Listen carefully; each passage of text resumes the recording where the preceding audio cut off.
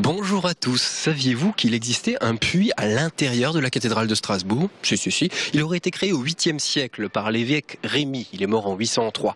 Ce puits était appelé le Kindlesbrunn parce qu'en fait, à la base, cet évêque voulait avoir de l'eau pour les baptêmes qui venaient directement de la cathédrale de Strasbourg. Ce qui est très important, c'est qu'on l'a ensuite appelé le Kinderbrunn ou le Kindlesbrunn. Et la tradition veut qu'en Alsace, les enfants naissent dans un puits. Oui, dans le puits aux enfants de la cathédrale de Strasbourg, et c'est de là dont les cigognes tirent les bébés, les nouveau-nés qui arrivent dans des baluchons. C'est la légende bien sûr, et chaque village a ensuite eu son propre puits.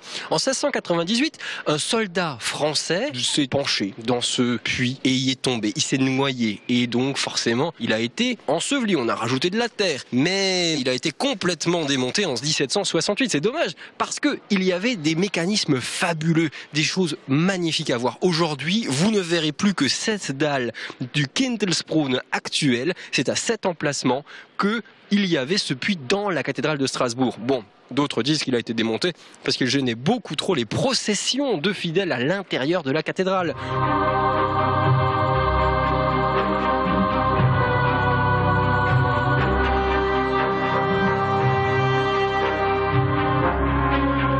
Nous sommes devant la chaire de Jean Geiler de Kaysersberg, un des prédicateurs les plus célèbres de la cathédrale de Strasbourg. Vous voyez, c'est du gothique flamboyant. Il y a 50 statues, 8 apôtres représentés. Elle est magnifique. Une des statues est un peu plus usée que les autres. C'est ce petit chien qui est ici et qu'il ne faut surtout pas toucher. Il est usé, ça se voit. Une légende veut que le toucher porte bonheur. C'est complètement faux. En fait, ce petit chien n'est pas le chien de Jean Geiler de Kaysersberg comme on le croit, mais c'est en fait une référence des tailleurs de pierre au fait que Jean Geiler était dominicain, Dominis Canis, le chien de Dieu. C'est aussi une référence à Saint Alexis qui était le seul à avoir reconnu son maître et qui est représenté aussi avec un chien. Le maître, c'est Dieu, en l'occurrence bien sûr la chaire de Jean Geiler de Kaysersberg. Vous le savez maintenant, ne touchez pas ce petit chien. Vous entendez? C'est l'horloge astronomique de Schwilgé, juste à côté du pilier des anges. Ce pilier est une merveille, bâti en 1230. Ça retient la voûte du bras sud du transept sud. Et ce pilier représente au premier étage les 4 évangélistes, Jean, Luc, Marc, Matthieu, et au-dessus le Christ avec les anges qui tiennent les instruments de la passion du Christ. Est-ce que vous voyez ce petit personnage qui est juste à côté à la balustrade? Eh bien, ce serait un architecte concurrent d'Erwin de Steinbach. L'architecte avait soutenu qu'un seul pilier pour une voûte, ça ne suffirait pas. Et ils l'ont donc fait en statue, ici, à la balustrade, et ça fait 785 ans qu'il attend l'effondrement du pilier des anges, ce qui bien sûr n'est pas encore arrivé. Juste derrière nous, nous avons l'horloge astronomique de Schwilgé qui date de 1842. Mais avant, il y en avait d'autres. Au XVIe siècle, notamment, un certain Dasipodius avait créé une horloge magnifique. Et l'évêque, de peur qu'il n'en fasse une autre ailleurs du même genre, a décidé de lui faire crever les yeux à Dasipodius. Et ensuite, il l'aurait emmuré vivant dans ce mur-ci, juste en face de l'horloge astronomique. C'est bien sûr une légende, mais imaginez l'horreur tout de même. Donc, une petite pensée pour Dasipodius quand vous passerez devant l'horloge.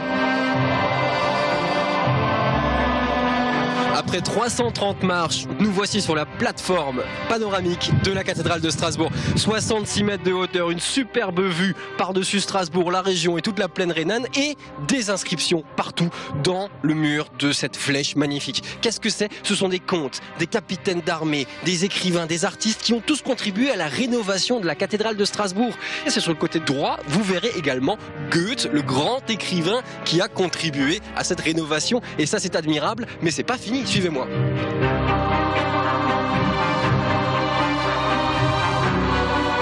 Toujours à 66 mètres de hauteur, voici la tour Klotz depuis la terrasse panoramique. Cette tour magnifique date en fait du 19e siècle. Avant, c'était plat, simplement plat. Tellement plat qu'en 1798, un télégraphe de Chappe a été installé sur le sommet du cœur de la cathédrale. Ce télégraphe à bras, c'est le même que celui qui est à Saverne au niveau du Haut-Bar, le dernier qui reste en Alsace. Bien sûr, avec la guerre de 1870, la cathédrale a été abîmée et l'architecte Klotz a décidé de bâtir cette tour au-dessus de cette cathédrale pour réparer les dégâts causés. C'est pour ça qu'on l'appelle la tour Klotz, tout simplement. Et voilà, j'espère que vous aurez appris beaucoup de choses sur la cathédrale de Strasbourg. Peace Paul, et encore merci à l'œuvre Notre-Dame et à la fabrique de la cathédrale de Strasbourg.